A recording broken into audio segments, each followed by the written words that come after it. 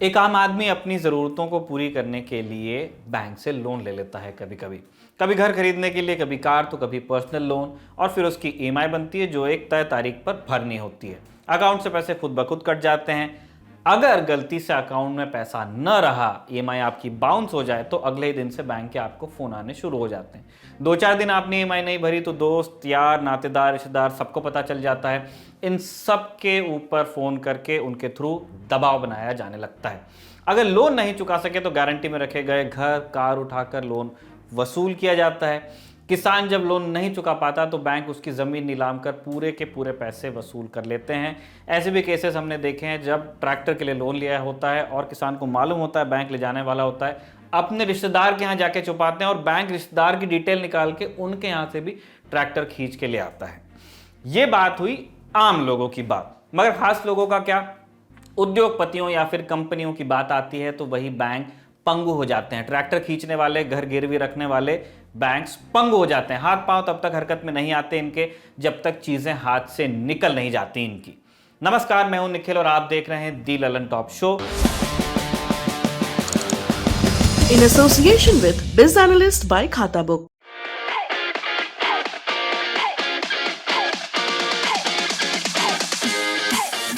भूमिका से आगे बढ़कर अब बात बड़ी खबर की, उस खबर की जिसको देश के इतिहास का सबसे बड़ा बैंकिंग घोटाला कहा जा रहा है।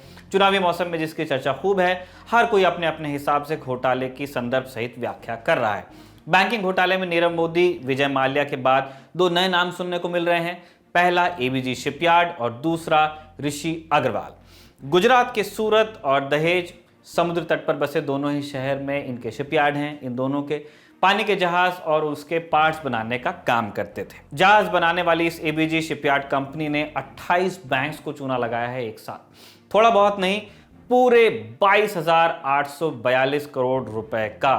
राउंड फिगर में कहें तो करीब 23,000 करोड़, और अच्छे से समझना चाहते हैं तो जो चंद्रयान आपके यहां से गया था वो तकरीबन 1,000 करोड़ का था। 23 बार चांद पर रॉकेट चला जाता हिंदुस्तान से, उतना पैसा इन्होंने डकार लिया है। 23 और उसके बाद 10 जीरो गिन लीजिए। 23,000 करोड़ ये इतने हैं कि पूरी स्क्रीन नंबर से आपकी भर जाएगी और बैंकों की तिजोरी खाली हो जाए। स्क्रीन भरने से दिक्कत नहीं, बल्कि बैंक की तिजोरी खाली होने पर सवाल है।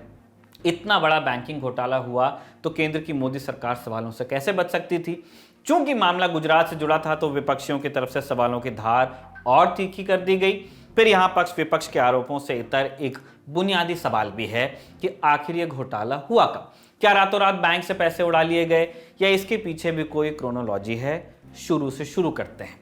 1989 में गुजरात के सूरत में एक कंपनी बनती है जिसका नाम था मगदल्ला शिपयार्ड। मालिक थे आरएस नाकरा। आगे चलकर अमेरिका की प्रूड यूनिवर्सिटी से एमबीए की पढ़ाई करके लौटा एक लड़का मगदल्ला शिपयार्ड को टेक ओवर कर लेता है। मगदल्ला शिपयार्ड को बदलकर एबीजी शिपयार्ड का नाम मिलता है। वो लड़का जो बड़े उद्योगपति घराने से ताल्लुक रखता है, एसआर कंपनी के मालिक शशि और रवि रुइया का भतीजा है, उसका नाम है ऋषि अग्रवाल। गुजरात की एबीजी के पूर्व अध्यक्ष यही साहब हैं। पूरे घोटाले के मुख्य आरोपी भी हैं। कंपनी ने 90 के दशक से दिन दूना रात चौगुना तरक्की की है। साल 2009 आते आते एबीजी शिपयार्ड देश की नंबर 1 कंपनी बन गई थी जहाज बनाने और मरम्मत करने के मामले में। इस दौरान कंपनी ने बैंकों से पैसा भी खूब उठाया क्योंकि ग्रोथ बढ़िया चल रही थी।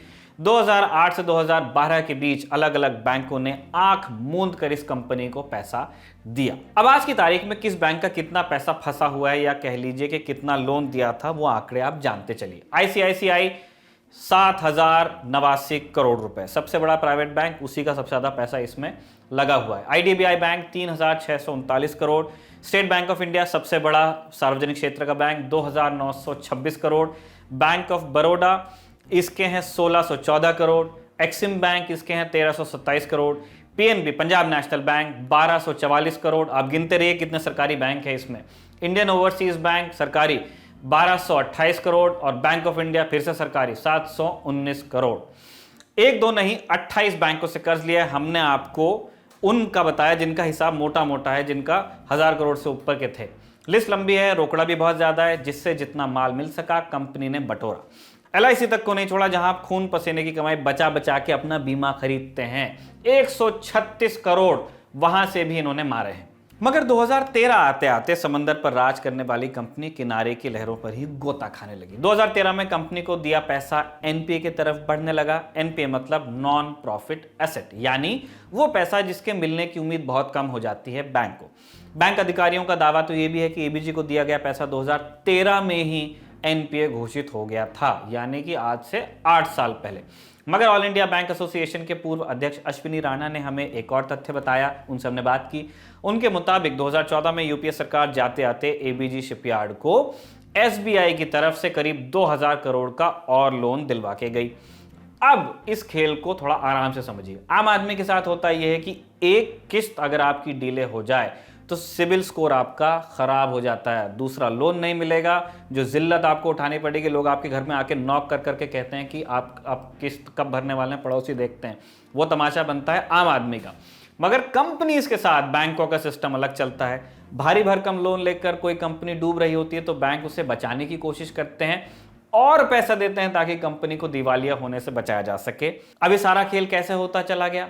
ऋषि अग्रवाल की एबीजी तो बैंकों के साथ फ्रॉड कर रही थी। उनसे लिया पैसा कंपनी को बचाने के बजाय दूसरी संपत्तियों को खरीदने में खर्च कर रही थी। उदाहरण के तौर पर जैसे पैसा लिया घर खरीदने का और खरीद ली दुकान। तो सवाल यह है कि यह सब हुआ कैसे, यहां किसकी मिली भगत थी? चूंकि मामला थोड़ा पेचीदा है तो अब हम आपको ले चलेंगे मामले के जानकार के पास। ऑल इंडिया बैंक एसोसिएशन के अध्यक्ष रहे अश्विनी राणा से समझिए। एपीजी शिपयार्ड का जो बैंक फ्रॉड का मामला है ये क्या है और कैसे शुरू हुआ, मतलब आसान भाषा में आप अगर दर्शकों को समझा सके तो ये कब से शुरू हुआ और आगे कहां तक जा रहा है? देखिए, ये 1985 की कंपनी है। उसके बाद से ये शिपिंग में गए, इनको ऑर्डर्स मिल रहे थे, लोकल भी थे, ग्लोबल भी थे, काम कर रहे थे। और 2008 जबकि ग्लोबल क्राइसिस हुआ और उसके बाद शिपिंग के ऊपर भी बहुत बड़ा इफेक्ट आया, उससे पहले तक इनका काम धंधा बहुत अच्छा था। और लेकिन हाँ, काम धंधा था, लेकिन इन्होंने जो भी ये पैसा लिया फाइनेंस बैंकों से है, ये उसके पहले का ही है। लगभग 11,000 करोड़ का लोन उन्होंने अलग अलग बैंकों से उस समय लिया और दबाव था, पॉलिटिकल कहे या ऊपर से कहे तो बैंकों के ऊपर कि इनको पैसा दिया जाए। तो बैंकों ने वो जो पैसा है इनको वो दिया है। लेकिन वो ग्लोबल क्राइसिस के बाद से इनका जो धंधा है वो थोड़ा चौपट होना शुरू हुआ। अब वो चौपट था तो ठीक है, लेकिन फिर भी बैंकों ने इनको सपोर्ट किया और 2014 में भी जब यूपीए गवर्नमेंट जाने से पहले भी मार्च में इनको 1800 करोड़ 2000 करोड़ का एक एडिशनल लोन इनको दिया गया। लेकिन उसके बाद इन्होंने जो पैसा था, मतलब वो बैंकों को वापस लौटाने की जगह पर, क्राइसिस है या कुछ भी है, आपके पास ऑर्डर नहीं है तो जो भी आपके पास एसेट्स है या पैसा है आप बैंकों को दीजिए। इन्होंने वो नहीं दिया, उसकी जगह इन्होंने पैसा जो है वो साइफन करना शुरू कर दिया। फर्जी कंपनीज में बाहर पैसा है जो डाइवर्ट, जो कि ज्यादातर उस समय यही बिजनेसमैन कॉर्पोरेट हाउस ये करते थे कि पैसा इकट्ठा किया और उसको दूसरी जगह शिफ्ट कर दिया। मतलब वो कंफर्टेबल हो गए, लेकिन बैंकों के अकाउंट उनके एनपीए होने शुरू हो गए। अब 2013 से पहले जो आपका ऑडिट था, फॉरेंसिक ऑडिट, वो मैंडेटरी नहीं था। लेकिन 13 में आरबीआई ने उसको मैंडेटरी बनाया कि जो बड़े अकाउंट है 1000 करोड़ से ऊपर के, उनके फॉरेंसिक ऑडिट होना चाहिए। उस ऑडिट में पता लगा कि इन्होंने क्या घपले किए हैं, जो पैसा इन्होंने सब डाइवर्ट किया और उसके बाद ये एनपीए हो गया। मतलब ये कि घोटाला तो पहले से ही चल रहा था, बस मुहर सीबीआई की एफआईआर के बाद लगी। सीबीआई ने 12 फरवरी को एबीजी शिपयार्ड के पूर्व अध्यक्ष ऋषि अग्रवाल समेत कंपनी से जुड़े 8 लोगों के खिलाफ धोखाधड़ी का मामला दर्ज किया है। मुंबई, पुणे, सूरत, दहेज, भरूच सहित 13 ठिकानों पर छापेमारी कर जरूरी कागजात भी जब्त किए गए हैं। आप देख लीजिए कब जब्त किए हैं, कब का घोटाला, कितना बचा होगा। एनीवेज, जब सीबीआई ने इतनी कार्रवाई की तो राजनीतिक गलियारों में भी आरोप प्रत्यारोप का दौर शुरू होना था, हुआ भी। हिंदुस्तान के 75 साल के इतिहास का सबसे बड़ा बैंक घोटाला अब सामने आया है। मोदी सरकार की अब फ्लैगशिप स्कीम है, बैंक फ्रॉडस्टर्स के लिए लूटो और भगाओ और जनता का पैसा खाओ, बैंकों को डुबवाओ। ये उनका तरीका बन गया है। ये एबीजी शिपयार्ड गुजरात बेस्ड, सूरत बेस्ड कंपनी है, जिसका 2017 में दिवालिये की घोषणा हुई। 2018 में कांग्रेस पार्टी ने कहा कि ये स्कैम है।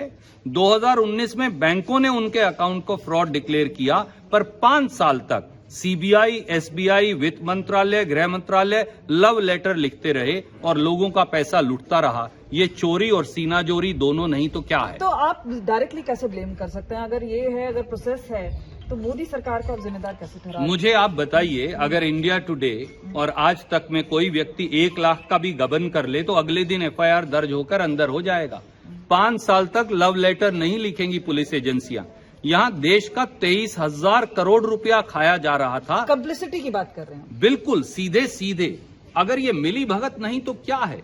अगर आप 5 साल तक किसी व्यक्ति को जिसने फ्रॉड किया है पैसा गबन करने की इजाजत देंगे तो क्या वो पैसा रिकवर हो पाएगा? देखिए, एबीजी को लोन जो है कांग्रेस की सरकार, यूपीए की सरकार ने दिया। एबीजी का लोन जो है एनपीए बना उनकी सरकार के समय। एबीजी का लोन को एवरग्रीन किया गया उनकी सरकार द्वारा। एबीजी को जितनी राहत दी गई उनके द्वारा। एबीजी का क्रेडिट इवैल्यूएशन प्रोसेस जो है उनके समय में हुआ। एबीजी को जो भी राहत पहुंचाई उनके समय में हुआ। ये तो वही केस हो गया, उल्टा चोर कोतवाल को डांटे। हमारे समय में हमने उस जगह देखा कि उसमें गलती हुई है, फ्रॉड हुआ है, डाइवर्जन हुआ है, तो हमने उसको पकड़ने का काम किया। गलती उसने की, कांग्रेस सरकार ने की, भारतीय जनता पार्टी की सरकार ने उसको पकड़ने का काम किया है, रिकवरी करने का काम कर रहे हैं। हमने ऐसे बहुत सारे लोन उन्होंने दिए हैं, कांग्रेस की सरकार ने 2006 से 2012 के बीच में कमीशन लेके देश की हर कंपनियों को, चाहे वो इस लायक हो कि नहीं पैसा दे ना दे, उसको लोन बांटा। सब एनपीए हो गए इसलिए कि वो कंपनियां थी नहीं, फ्रॉड थे सब। उसको पूरा ठीक करने का काम, बैंकों को सही करने का काम, रिकवरी करने का मोदी जी की सरकार कर रही है। और ठेकरा हम पे फोड़ रहे हैं। गलती उन्होंने की, ठेकरा हम पे फोड़ रहे हैं। ये बात देश की जनता को मालूम है कि भारतीय जनता पार्टी की सरकार के समय बैंकों की हालत सुधरी है, चरमराती बैंकों को ठीक किया गया है, हालत सुधरी है और आज प्रॉफिट बना रही है। लेकिन जितने भी काले कारतूत, जितने भी फ्रॉड हुए हैं वो 2014 से पहले हुए हैं और उसकी रिपोर्टिंग जो है 57 महीने लगते हैं उसको, पूरा 57 महीने 60 महीना आरबीआई की रिपोर्ट में है, उसको उजागर होने में इतने समय लग जाते हैं। तो वो सब रिपोर्टिंग 2022 का 20 का जिक्र कर रहे हैं। ये सारे लोन जो है प्री 2014 लेवल से पहले दिए गए हैं। अब यह राजनीतिक तौर पर दो पक्ष हैं। बीजेपी कहती है कि लोन हमारे कार्यकाल में नहीं दिए गए और कांग्रेस कहती है कि जब 2017 में ही कंपनी के दिवालिया होने का पता चल गया था तो केंद्र की मोदी सरकार 5 साल तक कोई कार्रवाई क्यों नहीं कर पाई। तो हुआ ये कि 2019 तक बैंक इंतजार करते रहे कि शायद कुछ पैसा वापस मिल जाए, मगर जब नहीं मिला तब सारे बैंकों ने मिलकर 2019 में एबीजी शिपयार्ड को फ्रॉड घोषित किया। पहली बार सीबीआई में शिकायत दर्ज कराई गई। सीबीआई ने कुछ मुद्दों पर स्पष्टता मांगी। इसके बाद अगस्त 2020 में फिर शिकायत की गई। जांच करने में सीबीआई को करीब 1.5 साल लग गया। 7 फरवरी 2022 को जाकर एफआईआर दर्ज हुई। इस पर एसबीआई के डायरेक्टर साहब को सुन लीजिए। The CBI complaint has been revised and the FIR has now been registered, and the company is under liquidation now under the NCLT process. The official liquidator is pursuing the recovery from the available resources, and the bankers are very closely working with the law enforcement agencies as well as the official liquidator to ensure that from the available asset whatever maximum recovery is possible the lenders will pursue. अधिकारी कहते हैं कि ऐसे मामलों की जांच में वक्त लगता है, मगर इतना घोटाला बिना सिस्टम की मिली भगत के हो नहीं सकता। 23,000 करोड़ कोई छोटी मोटी रकम तो है नहीं। हमने बताया आपको 23 रॉकेट जाएंगे चांद पे भारत से ही। ये नीरव मोदी के 14,000 करोड़ और विजय माल्या के 9,000 करोड़ बैंक घोटाले का अकेले बराबरी कर ले रहा है। ये इकलौता घोटाला एबीजी शिपयार्ड वाला। सवाल जहन में जरूर होना चाहिए कि ये पैसा किसका है, नुकसान किसको हुआ है। तो जवाब है कि ये पैसा आपका है, आम लोगों की पाई पाई का है। बैंकों के पास अपना पैसा नहीं होता है। जो पैसा आप यानी कि आम लोग, डिपॉजिटर्स जो होते हैं, वो जमा करवाते हैं, एफडी कराते हैं, सेविंग्स में जमा कराते हैं, दूसरी स्कीम्स लेते हैं, उनका ही पैसा किसी और को लोन के तौर पर दिया जाता है और उनको देकर बैंक्स अपना बिजनेस बढ़ाते हैं। यही बैंक हैं जो एक तरफ आम आदमी के सेविंग अकाउंट पर ब्याज दर घटा रहे हैं, एफडी का ब्याज दर कम कर दे रहे हैं। आम आदमी फिर भी संतोष कर रहा है, पैसा जमा कर रहा है वहीं जाके। मगर उद्योगपतियों की बात आती है तो इन्हीं बैंकों की स्थिति चौराहे चक्कर खाती चक्कर घिन्नी की तरह हो जाती है। इस बार भी वही स्थिति हुई है। अब सवाल यह है कि यह पैसा मिलेगा कैसे, रिकवरी कैसे होगी, इस पूरे घोटाले का भविष्य क्या है। मोदी सरकार में बना था एक कानून जिसका नाम था बैंक्रप्सी कानून, कैसे काम करेगा जानकारों से समझिए इस मामले में।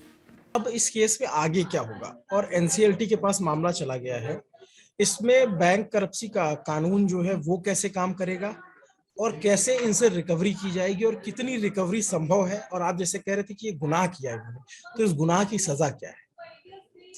देखिए, एनसीएलटी में ऑलरेडी जा चुका है, वहां रेजोल्यूशन प्रोसेस हो गया। उसके बाद फाइनल लिक्विडेशन में जाने से पहले, उसका लिक्विडेशन प्रोसेस से पहले बिडिंग जो है कोई कंपनी करनी चाहिए थी, यानी कोई और कंपनी उसको टेक ओवर करे। जैसे कि हमें ध्यान है, रुचि सोया में इशू आया तो बाबा रामदेव ने वो फाइनेंस लेकर वो उस कंपनी को खरीदा, लेकिन उसका पैसा उन्होंने दिया, तो वो एक रिकवरी हो गई। तो यहाँ लगभग 11,000 करोड़ से ज्यादा का पैसा बैंकों का है, और अगर कोई बिडर उसको 2,500-3 हजार करोड़ में खरीदना चाहता है उस कंपनी को, तो वो तो संभव नहीं है, वो तो 20% भी नहीं बनता। तो उस तरह का कोई ना कोई ऑप्शन जो है वो 1 या 2 मिलके उसको, अब एनसीएलटी और आईबीसी में आने के कारण एक तो हुआ, पहले भी ऐसे धंधे ये लोग करते थे कि जो बिजनेस किया, बैंकों से लोन लिया, कंपनी को डुबो दिया, पैसा आपने साइफन कर दिया और कंपनी जो है वो दिवालिया हो गई। उस कंपनी को खुद ही खरीद लेते थे, यानी 1,000 करोड़ की कंपनी है तो 500 करोड़ में या 200 करोड़ में, 100 करोड़ में वो डायरेक्टर जो है दूसरे नाम से वो। लेकिन इस कानून में ये हो गया कि जो उसमें डायरेक्टर्स हैं या उनकी फैमिली है, वो कोई भी उसमें बिड नहीं कर सकता। तो वो जो पहले वो धंधा करते थे वो धंधा भी बंद हो गया। तो कानूनों में बहुत से बदलाव आए हैं।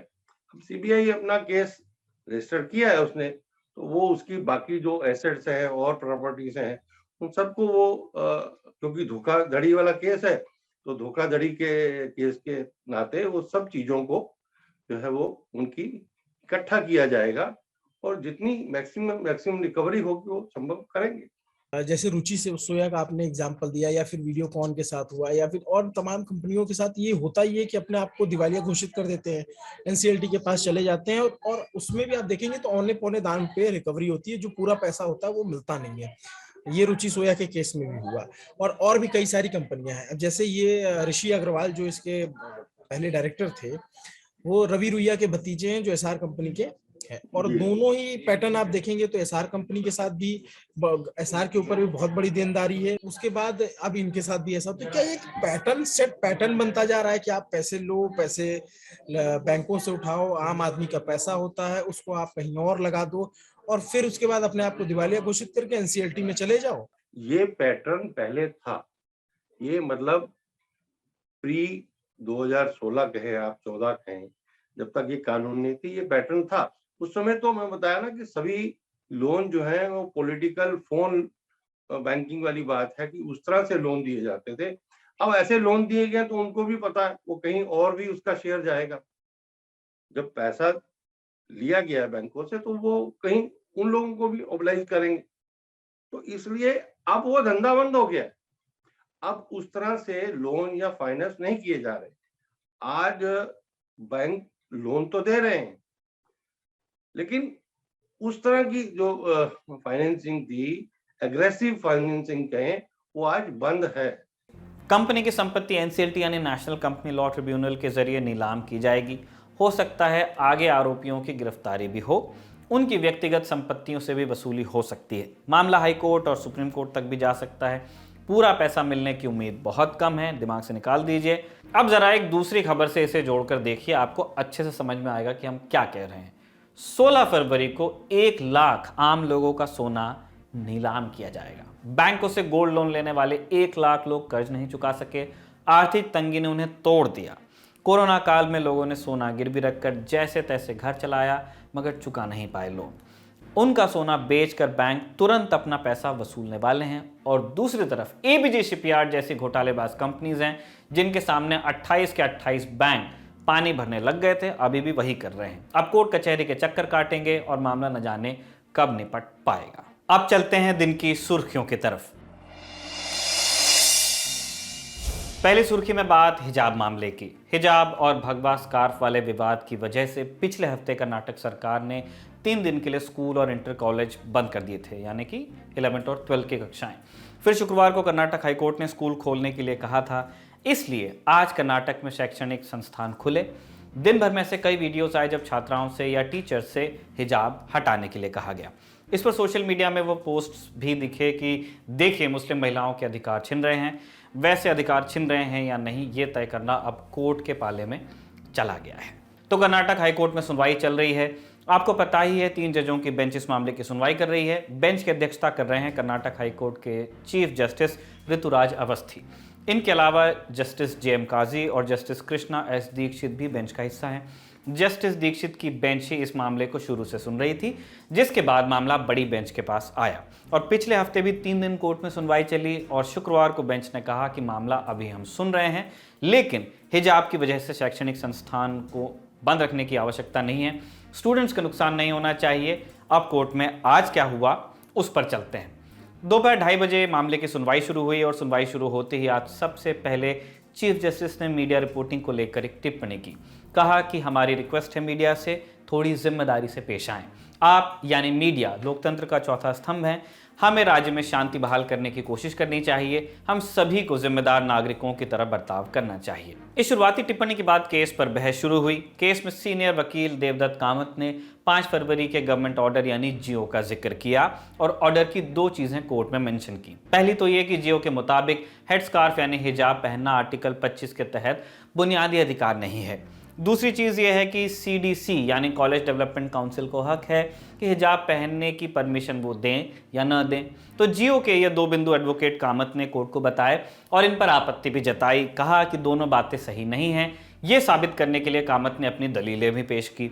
सिर्फ पब्लिक ऑर्डर यानी लोक व्यवस्था बिगड़ने की आशंका पर ही अनुच्छेद 25 यानी धर्म की प्रैक्टिस के बुनियादी अधिकार को छीना जा सकता है और पब्लिक ऑर्डर राज्य सरकार की जिम्मेदारी होती है। तो क्या कॉलेज की कमेटी ये तय कर सकती है कि क्या पब्लिक ऑर्डर है और अधिकार देना चाहिए या नहीं?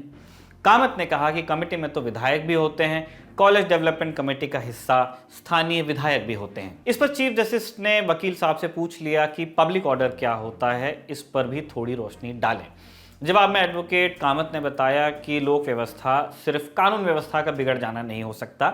When there is a heightened sense of law and order, it will be public order, यानी कानून व्यवस्था के बहुत ज़्यादा बिगड़ जाने की आहट हो तो ये पब्लिक ऑर्डर होता है। फिर जज साहब ने कामत से पूछा कि क्या सरकार ने गवर्नमेंट ऑर्डर से अनुच्छेद 25 पर किसी तरह की पाबंदी लगाई है। इस पर कामत ने कहा कि आर्टिकल 25 का उल्लंघन ना हो, ये सुनिश्चित करना भी तो राज्य का ही काम है। फिर आगे कामत ने कहा कि आर्टिकल 25 के बारे में सरकार की समझ सही नहीं है और फिर कोर्ट में आर्टिकल 25 पढ़ा गया, उसके शब्दों पर बहस होती रही। टेक्निकल शब्दों के अर्थों पर बात हुई और ऐसे बहस करते करते 4:30 बज गए। आज की सुनवाई खात्मे की तरफ चली आई। आज की बहस में एक वकील ने इस मामले की मीडिया कवरेज पर रोक लगाने की मांग की। उन्होंने कहा कि कई राज्यों में चुनाव चल रहे हैं, इसलिए इस मुद्दे पर सोशल मीडिया के कमेंट्स और मीडिया पर रोक लगे। चीफ जस्टिस ने कहा कि चुनाव हमारी चिंता नहीं है। अगर चुनाव आयोग की तरफ से इस तरह की रिक्वेस्ट आती है तो जरूर हम इस बारे में सोच सकते हैं। तो इस तरह से आज की सुनवाई खत्म हुई। कल फिर बेंच 2:30 बजे से इस मामले की सुनवाई करने वाली है। कर्नाटक हाईकोर्ट की सुनवाई पर ये सारी जानकारी हमने समाचार वेबसाइट लाइव लॉग के सौजन्य से आपको बताई है। दूसरी सुर्खी चुनाव से जुड़ी है। विधानसभा चुनाव में आज दूसरे चरण की वोटिंग थी। आज उत्तर प्रदेश में 9 जिलों की 55 सीटों के लिए मत पड़े। इसके अलावा उत्तराखंड और गोवा में भी वोटिंग हुई। इन दोनों राज्यों में एक ही चरण में मतदान पूरा हो गया है पूरे सूबे में। यूपी में शाम 5 बजे तक 60.44% वोट पड़े थे। सबसे ज्यादा मतदान सहारनपुर में हुआ। कई जगह फर्जी वोट भी पड़े, ऐसा आरोप है। रामपुर में फर्जी वोट डाल रहे 6 लोगों को भी पकड़ा गया। इनमें 4 महिलाएं भी शामिल थी। कई और जगहों से भी छुटपुट घटनाओं की खबरें आई हैं। अब उत्तराखंड की तरफ चलते हैं। उत्तराखंड में शाम 5 बजे तक 59.37% वोटिंग हुई। हरिद्वार में सबसे ज़्यादा 67.58% वोट पड़े और सबसे कम अल्मोड़ा में 50.65% वोट पड़े। तीसरी सुर्खी का संबंध भी चुनावों से ही है। सुरक्षा व्यवस्था में चूक के मामले के बाद आज पहली बार प्रधानमंत्री मोदी ने पंजाब में एक रैली की। प्रधानमंत्री मोदी ने जालंधर में चुनावी जनसभा को संबोधित किया। प्रधानमंत्री मोदी इस दौरान पंजाब सरकार पर जमकर बरसे। क्या कहा उन्होंने, आप खुद सुनिए। यहां कांग्रेस के नेता आकर के कहते थे कि कैप्टन साहब हमारी नहीं सुनते थे, भारत सरकार और कैप्टन साहब की सरकार मिलकर के पंजाब को आगे बढ़ाना चाहती थी। ये रोड़े अटकाते थे और जब रोड़े अटकाने की उनकी ताकत इतनी बढ़ गई कि आखिर उन्होंने कैप्टन साहब को ही विदा कर दिया। पंजाब न अब बंटवारावादियों का साथ देगा न अवसरवादियों को मौका देगा। पंजाब अब भाजपा के नेतृत्व वाले गठबंधन को मौका देगा। चौथी सुर्खी कोको के हवाले से है। क्या है ये कोको, हमको भी नहीं पता, लेकिन आजकल पश्चिमी यूपी में कोको पर खूब चर्चा हो रही है। और जो पश्चिमी यूपी से बाहर के हैं जैसे कि हम लोग, उनकी जिज्ञासा है कि आखिर ये कोको है कौन जिसको हम नहीं जानते। तो पहले तो वहां चलते हैं जहां से कोको का ये पूरा मामला शुरू हुआ, और इसके लिए भारतीय किसान यूनियन से जुड़े राकेश टिकैत का ये बयान आपको सुनना पड़ेगा। लेकिन बहुत वोट यहाँ की बीजेपी वालों की कोको ले जाती देखी है हमने। हमारी भी लेगी। कोको समझ में आ गया। तो टिकैत ने कहा कि बीजेपी के वोट तो कोको ले गया, और हम आपस में यही पूछ रहे थे कि कौन कोको ले गया। इससे पहले कोको के नाम पर हमारे social media editor Ashish Mishra के कोको को ही हम जानते थे, उनके खरगोश का नाम है कोको। तो हमने गूगल किया कि ये कोको आखिर है कौन। गूगल सर्च में सबसे ऊपर विकिपीडिया पर कोको नाम से पेज मिला। हमको लगा कि मिल गया, लेकिन पढ़ने लगे तो पहुंच गए यूएस।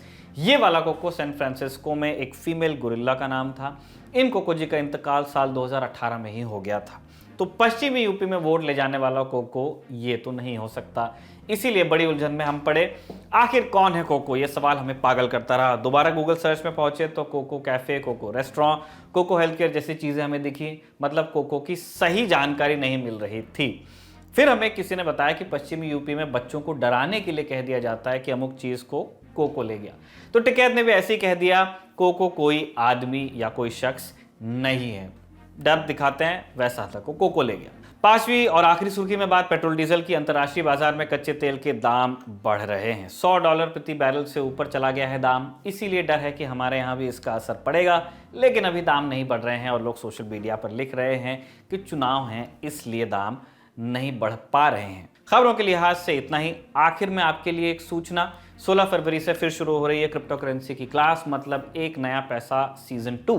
आपके तमाम सवालों के जवाब, चिंताओं का निदान और शंकाओं का समाधान एक ही जगह पर होगा। देखने के लिए जुड़े रहिए दी लर्न टॉप के साथ। चलते चलते एक मैसेज आपको और देते हुए जाते हैं। दी लर्न टॉप की चुनाव यात्रा चल रही है। उत्तर प्रदेश के लखीमपुर खीरी पहुंचे हमारे पत्रकार सौरभ त्रिपाठी। यहाँ जाकर उन्होंने मुलाकात की रमन कश्यप, वो पत्रकार जिनकी मृत्यु हो गई थी लखीमपुर खीरी कांड में, उनके भाई से। क्या बातचीत हुई, उस पूरी बातचीत का लिंक आप देखेंगे आज के दी लर्न टॉप शो के डिस्क्रिप्शन में। वहां जाइए और पूरा वीडियो जरूर देखिए। अब आपसे मुलाकात होगी दी लर्न टॉप शो के अगले एपिसोड में। देखते रहिए दी लर्न टॉप। हमें दीजिए इजाजत। शुभ रात्रि।